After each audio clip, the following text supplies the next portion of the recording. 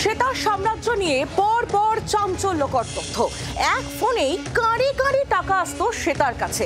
জি 24 ঘন্টায় এমনই বিস্ফোরক দাবি সোদপুরের নির্যাতিতার মায়ের। শ্বেতার বাড়ির পিছন থেকে চুল উদ্ধার হয়েছে। সেই চুল কি ওই নির্যাতিতার? তদন্ত শুরু করেছে পুলিশ।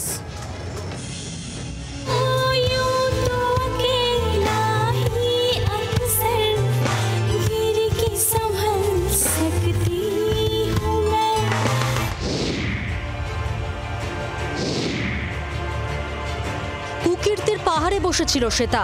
মক্ষী রানীর সাম্রাজ্য নিয়ে একের পর এক চাঞ্চল্যকর তথ্য সামনে আসছে। এবার জি 24 ঘন্টায় বিস্ফোরক অভিযোগ করলেন সোদপুরের নির্যাতিতার মা। তার অভিযোগ, এক ফোনেই কাঁড়ি কাঁড়ি টাকা হাতে পেয়ে যেত শ্বেতা। ফোন করতে টাকাটা চলে আসতো। একটা ফোন করলে বাড়িতে টাকা কত কেমন টাকা ও জানি কেমন টাকা, মোটা অঙ্কের প্রচুর টাকা। যেসব হোটেলগুলো তো দেখা গেছে সে বিশাল পয়সা আলা হোটেল, সেগুলো তো ওই ভাড়া দিয়ে ওই পয়সা দিয়ে আসতো। মানে তারা মানে মেয়ে শুধু দেখেছে যে ফোন করে টাকা চলে আসতো। কিন্তু কারা শ্বেতাকে টাকার যোগান দিত? কোন অদৃশ্য শক্তি বলে এক ফোনেই হাতে মুঠো মুঠো টাকা পেয়ে যেত শ্বেতা?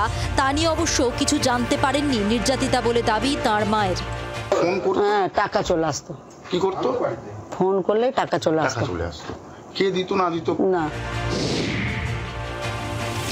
নির্যাতিতার মায়ের অভিযোগ, শ্বেতার বাচ্চার দেখাশোনার জন্য মানালিতে নিয়ে গিয়েছিল তরুণীকে।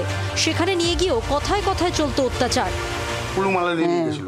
কেন নিয়ে গেছিল সেখানে? ওখানে ঘুরতে নিয়ে গেছিল। ওরা ঘুরতে যাবে বলে একেও নিয়ে গেছিল কি বাচ্চাকে দেখাশোনা করার জন্য। মানে ওর একটা বাচ্চা রয়েছে, সেখানে গিয়েও মারধর কি করেছে? সেখানে গিয়ে খুব মারতো। একটু কিছু অন্যায় হয়ে গেলে বাচ্চাকে ঠিক মতন দেখাশোনা না হলে মারতো। মানে ব্যাপকভাবে মারধর করতো। মানে মালানি নিয়ে গেছিল শুধুমাত্র বাচ্চাকে দেখাশোনা করানোর জন্য, ঘুরতে নিয়ে যায় বাচ্চাকে দেখা করানোর জন্য।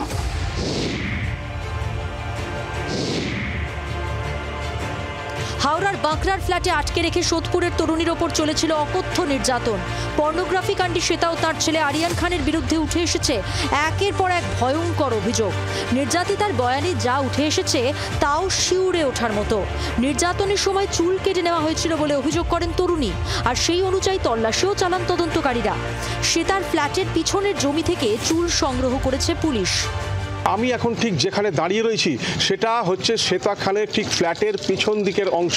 এখানে এই যে পরিত্যক্ত জায়গা রয়েছে, এখানেই আজ পুলিশ এসে এখানে তল্লাশি চালায় এবং এখান থেকে বেশ কিছু মাথার চুল সংগ্রহ করে নিয়ে যায়, যেগুলো একটি প্যাকেটের মধ্যে ওপর থেকে ফেলে দেওয়া হয়েছিল। সেগুলো পরীক্ষার জন্য পাঠানো হবে এবং দেখা হবে পরীক্ষা করে যে এই মাথার চুল যেগুলো সংগ্রহ করা হয়েছে সেগুলো ওই নির্যাতিতার মাথার চুল কিনা। দুষ্কর্ম দুর্নীতির মগডালে বসে আর কতজনের সর্বনাশ করেছে শ্বেতা? আর কতজনের চোখের জল ফেলেছে? নিজের ক্ষমতা জাহির করে আর কত অন্যায় করেছে? ধরা না পড়া পর্যন্ত পরিষ্কার হবে না। বরুণ সেনগুপ্ত ও দেবব্রত ঘোষের রিপোর্ট, জি 24 ঘন্টা। বাংলার আওয়াজ, বাঙালির আবেগ, জি 24 ঘন্টা।